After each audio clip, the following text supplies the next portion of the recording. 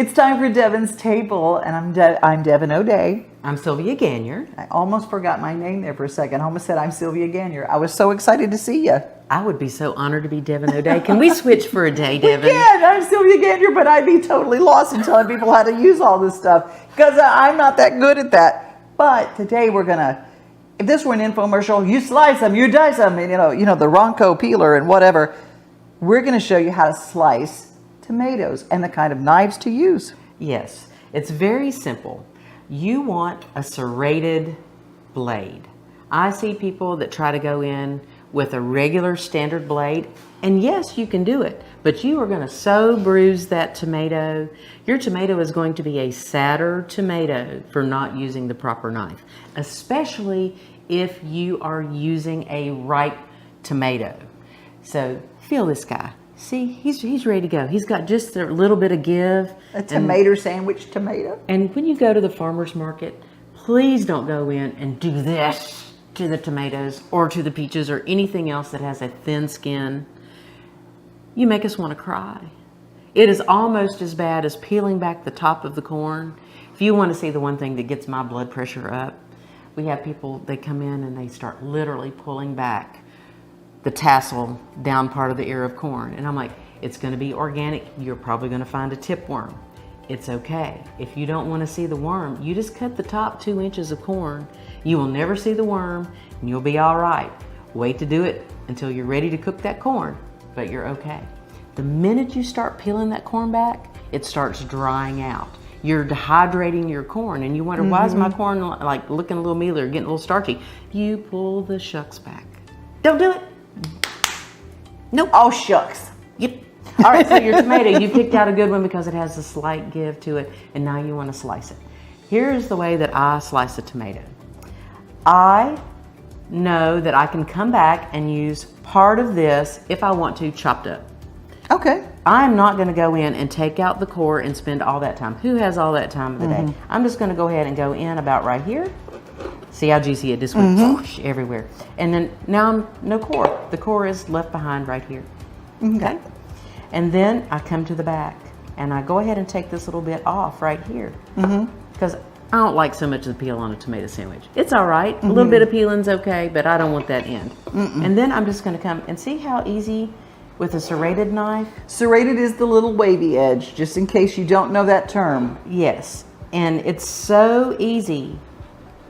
I don't have to hold the tomato like grip it. I'm not sawing. I'm just lightly inserting the blade, going straight down, and then I have my lovely tomato slices. So easy. Perfect for a tomato sandwich. That is calling for some white bread and some mayonnaise. Miracle Whip in my case. Okay, mayonnaise. Are you mayonnaise. Dukes? If it's mayonnaise, I love it. Okay. I mean, I am not going to turn down a tomato sandwich just because it doesn't have my favorite variety of mayo on it. I'll eat it any way you want to bring it. There are so many people that do complain they have to have their kind of mayo. I don't either, but you know. I make a basil mayo and it's really super yummy. So easy to make. Maybe we'll talk about that on another segment. Oh yes, sounds good. But for now, say I've made this beautiful tomato salad. I brought it to the table after I've perfectly sliced my tomatoes. How am I going to serve this? How am I going to serve this? Well, I bet if you look around, I bet your Mama Pat has one of these somewhere in her house because it was a traditional thing for Southern women to all have a tomato server. A tomato server? See, I wouldn't have known that. You can find these in thrift shops. So this is just a little inexpensive variety that you find. This fits the tomato perfectly. You just slide it right in there and look, it's the perfect size. Your tomato does not fall off. Wow. You are not trying to put the tongs and how you're going to do it. It keeps enough of the juice and you can be ever so delicate and I love genteel whenever you're serving your tomatoes. Look at these. Are these not the coolest little things? Yeah, these are super fun. Now you can get fancy if you want to. Most of the tomato servers, modern ones, are going to be stainless steel because this has a lot of acid in the juice. Oh, okay. And so if it was silver plate or sterling silver, it's going to pit this. So you'd want to wash this after you use it. If you forget for a day on stainless steel, you're still going to be safe. Okay. Okay. So most people prefer to keep these guys around. And then long time ago, they used to have these super long handled ones with wooden handles. Isn't that cool? Wow. I Isn't did that not awesome? know what these were. I have seen these. I didn't know what they were for. So if you see one at a vintage store, you can probably pick up, one of these inexpensive guys for under $5. And it's a game changer when you're serving tomatoes. You should have one of these in your arsenal, in your drawer of tips and tricks of being able to serve when you have folks coming over, or you just want to get tomatoes off the plate yourself easier. Here's the deal. Oh, I love it. I love it. Well, a shout out to CJ Field, because he was watching our show one day and he said, I was laughing because I go, you were going to do a show about napkins and vintage napkins. And he says, I got totally involved in it and I sent it to my mom so she could see it too, because I had no idea. So CJ, we did this just for you. I bet you didn't know about a tomato serving spoon. We're going to be right back. Hi, I'm Brenda Fielder. At Mid-South Exteriors, our custom sunrooms bring the sunshine in without all the heat and the bugs. And they keep you warm all winter while you enjoy the outdoors all year round. They add real value because we build them like your house to match your house. Or let us save you energy by replacing your windows and old siding. And because we have no retail overhead, we come to you and sell direct to you for less. Call us at 833-8003 or visit us at MidSouthExteriors.com. The home was lonely with my dear old mother gone. The unbroken by and by, Lord, by and by. There's a better home away in the sky, Lord, in the sky.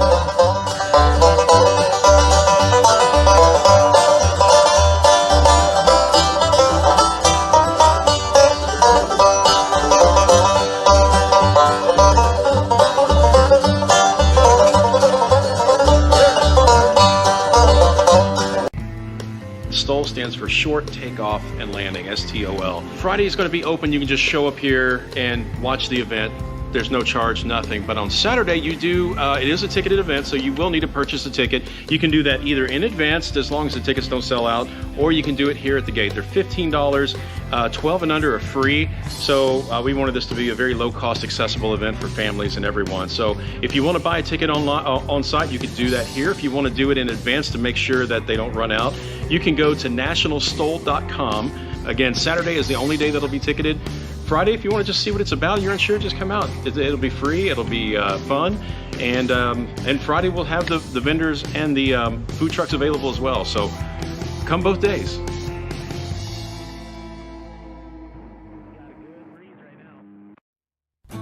I'm not going to promise you that organic produce is the prettiest. May not look perfect, but boy, do these heirloom tomatoes taste yummy. Some bread with some good mayo, and look at the wonderful brands of the dried beans. Tons of wonderful cocktails that you can make from crafted cocktail mixers that are organic and also made local and close to home. And the artisans in Tennessee all have a home at Green Door Gourmet. You can always find the perfect gift. This is just a few of the things that I saw on my trip through this week.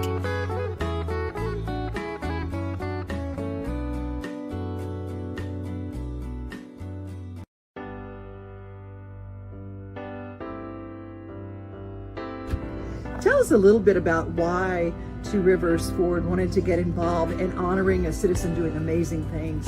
Well, the Mount Juliet community is a special community, and we know it, and we see it all the time. And we have customers that are teachers and volunteers. So we have the new Two Rivers Ford Park, or the naming rights to the Two Rivers Ford Park and the Mount Juliet League. And we just thought, how awesome would it be just to pick a citizen every month and spotlight them, put them on the board, just celebrate the wonderful people in our community.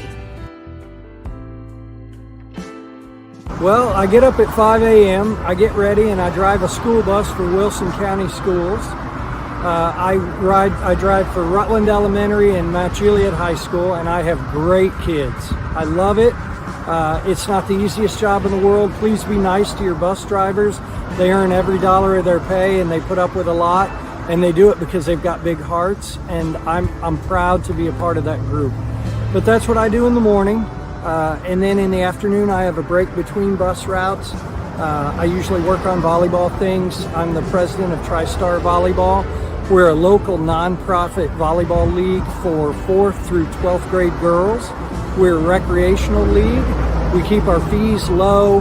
We get the community involved, and we're just a great place for girls to learn volleyball, make friends, be active, and have fun. And so I work on that in the afternoon. In the late afternoon, I drive another bus route. I drive that for the Hangout Place in Lebanon. That is an after-school program for at-risk kids, kids where both parents work and they can't be there to pick them up right after school, and they want them to be in a safe place that is clean and they have activities to do and friends there, and it's wonderful. And I'm the bus driver with them. And then in the evenings, I'm usually at some youth sports event, volleyball or football or basketball, softball, baseball, whatever. I'm an old youth sports coach. I've coached football, baseball, volleyball, and wrestling. I coached my kids' teams and everything that they did. And I just love it. I love the way it brings the community together. I love the friendships that I make.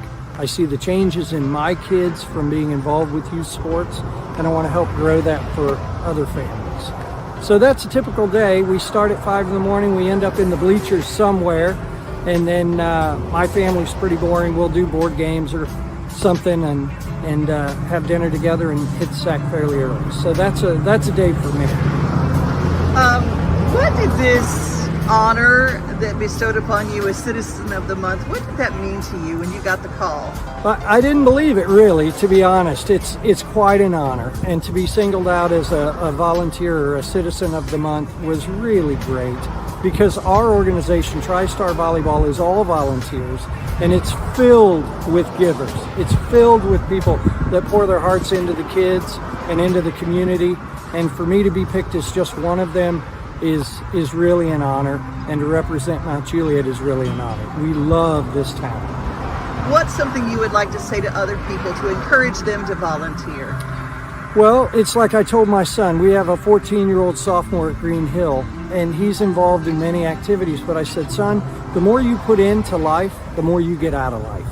If you're going to sit at home and watch Netflix by yourself, your life is not going to have much meaning. But if you're going to get out in the community and build relationships and help your neighbors and help people other than yourself, find a church, explore your faith in God, just basically give, then you're going to get 10 times more, and you're going to go to bed at night having a full day and a full life. And that's what our family does. My wife and I, our kids, we really try to dig in and get involved. Well, my wife Ann and I have been together 20 years, and she is the best person I know. She's my best friend. We're great partners going through life together. She encourages me. She holds me accountable. She's the most fun person I've ever been around. She's outgoing and wonderful with adventures, and I love it. We complement each other very much. She just got back from a missions trip. She's a giver. She's a wonderful mother, and I am blessed to have her as my wife. So you're just a whole volunteer family. We are. It's important to us to give back. You know, I think that's what we're put on earth for. I think we get so many breaths, and I think they need to be used wisely in the benefit of other people. That's just how we feel. That's what we put our effort into. It's what we put our time and treasure into. Okay, TriStar Volleyball is a youth rec volleyball league. We keep the fees low. It's parent coached. We play at the Mount Juliet Church of God and at the community center, so there's no travel involved, which can be stressful and hard on families. We like to keep it local. Our goals are to get girls active, get them off their phone, on the court, making friends, facing their fears, and growing as people. The volleyball is just a vehicle. We want to build better human beings, and volleyball is the way that we can reach them. And it helps, build the local middle school and high school teams around here. A lot of our girls are playing club, and they're making friends, and it makes a big difference. My daughter we entered her in a 4th grade youth rec league at the Boys and Girls Club, and I coached, and it changed the trajectory of our family. It really did. And I saw the benefit of it, and we came to Mount Juliet, and I thought, I'll just we moved here, I thought I'll just coach volleyball. Well, there was none. There was no club, there was no rec, there was nothing but school ball. There was nowhere for the girls to learn the basics. There was a real need for it. And so my wife and I and a few others in the community started it. Aaron Farmer, John Oken, Rocky Lee supported it from the beginning, Michelle Walsh, Aaron Blankenship. There's been a number of people that really jumped in behind it and helped pull this wagon. And I think it's a great opportunity for local kids to try a new sport, grow as human beings, and have some fun. And it's important to me that those things continue in our community and that we open up that opportunity to more families. How many girls are involved? This season, 240. Wow! Yes, we have 24 teams, 10 players each in 2 different divisions. A silver division, which is more of our younger beginners, and a gold division, which is typically our older, more experienced players. Last season, we had 380 players in the league. We had a platinum division as well. And we're just trying to spread volleyball, grow the sport, get the girls off their phones, get them away from social media. Everything on social media tells them they're not worth it, they're not worthy, they're not good enough. We don't want that. We want them to try and fail and succeed and keep trying and grow and get cheered on from their friends and family in the bleachers. It's important. There's not a lot of people cheering for us in everyday life. So to give an opportunity for these girls to get a taste of that, I think it makes a difference.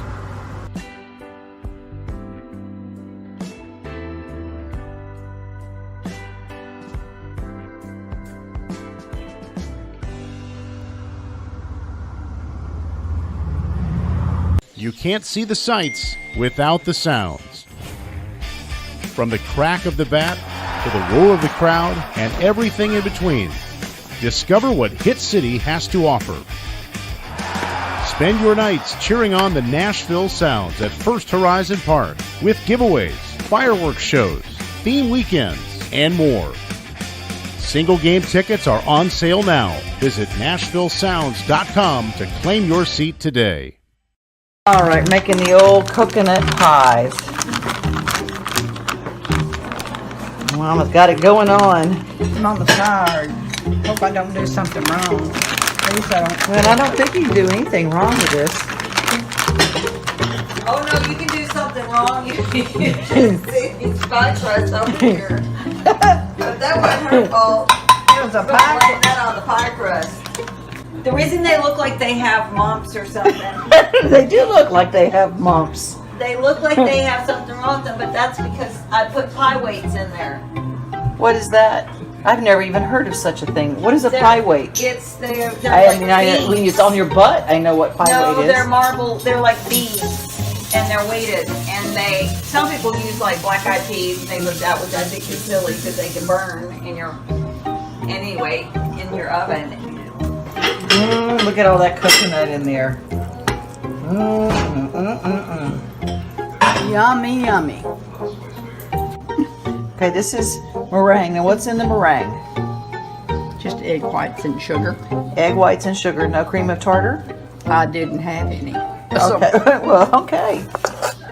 I didn't have any cream of tartar, so we didn't put cream of tartar in it. Faith didn't have any. What? You didn't even ask me. I don't know that I didn't have any. I don't think you did. Couldn't find it. But Faith has a lot of things up there. Wait a minute. Do you need it? It's right here. Huh? It's right here. Oh, well. How long do you have to beat it to make it do that? Till it gets that way, it's no time. Just till it gets that way. See, we're What technical. will happen if you don't have cream of tartar, Mom? Nothing. It's supposed to make it stiffer and beat up better. And then but what do you, when you put it in the oven, is the oven preheated before you put it in there? It is. And what is it preheated to, and how long do you put it in there? And is it on it's bake or broil? It's on bake. Bake? It's on about 300. Maybe, I think I have it on 325. Got a copy of the recipe. It is the classic vanilla cream pie with variations. And it is from a book available on Amazon. See, it's called Cooking with Faith. It's my sister's cookbook. Cooking with Faith.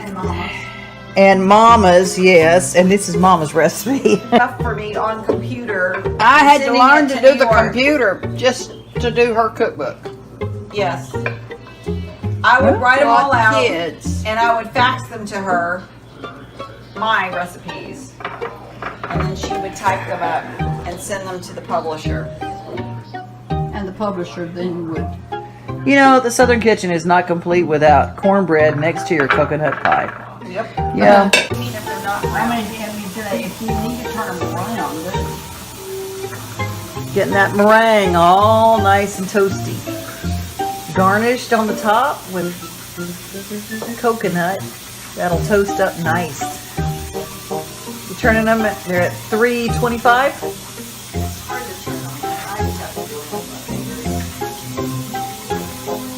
watch it.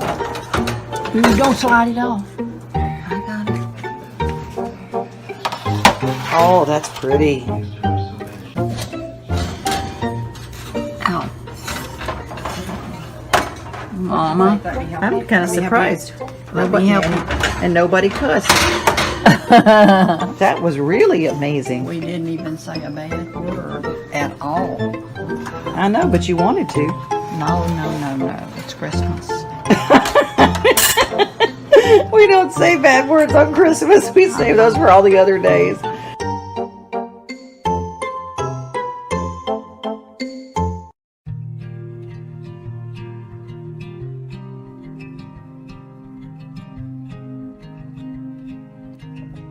One of the health problems I wanted to ask you about is when I hear a lot of people asking the question about, and that is neuropathy.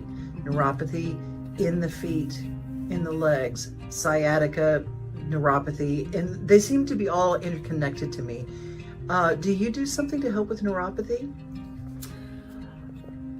Absolutely. We have a specific pieces of equipment that are designed to help the symptoms of neuropathy, but ultimately you have to take it back to the cause, right? So for most of these people, they're going to have pressure on the nerve. You gotta help to do something to get the pressure coming off of that nerve, because if you don't, you could treat the neuropathy and treat the feet, and what caused the problem, if it continues to spin, the person will continue to have some issues there. So some people do have metabolic issues like diabetes and things that cause that. So if you help the neuropathy but the blood sugars continue to be out of control, the person's going to continue to cause damage there. So you always have to take it back to what's causing it.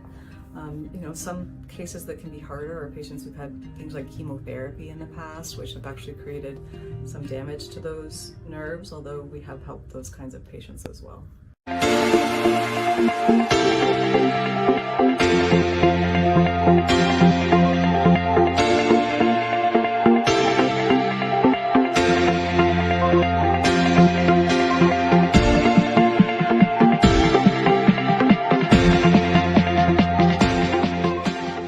It's time for the Release the Hounds Music Festival. It is taking place Friday, September 15th at Johnny Cash's Hideaway Farm in Bon Aqua, Tennessee, raising money for animal rescue in Hickman County. ReleaseTheHounds.org is where you get tickets, but guess who's playing? Flat River Band, Scott Southworth, Jenny Tolman, Travis Tidwell, the Boomtown Saints, and the Outlaw Apostles. September 15th, that's a Friday. Get your tickets now at ReleaseTheHounds.org. Every year, the Nashville Film Festival joins forces with the creative team at Moraine Music Group, inviting teens in foster care at youth villages to express their thoughts and experiences through the art of music and film. This is the Living Real Project. How do we make something beautiful out of the chaos in our minds and the things that feel heavy? How do we make something beautiful out of that? And that is the beginning of writing a song. Partnering up with filmmakers and musicians, the teens work together to write, produce, and record with some of the best in the business, leading to a September premiere at the Nashville Film Festival featuring the final song and video they created up on the big screen. This is their story, and I want to be strong enough to deliver what they feel. Just to see them digging into their talent and gifts and telling their story is amazing. I will show the rest. Today is Sunday. Today is Sunday. As the giant dinosaurs of Dino Trek leave the Nashville Zoo, make way for the Komodo dragon. Yes, the dragons are coming. The dragons are coming. And right now, you can register to win a household membership to the Nashville Zoo, the easiest way to see these real-life giant lizards in real life. July 24th through August 13th, go to any Main Street Media of Tennessee website for any of our local papers, and your family might be on their way to a zoo membership. The dragons are here, and you can be too. Brought to you by the Nashville Zoo and Main Street Media Television.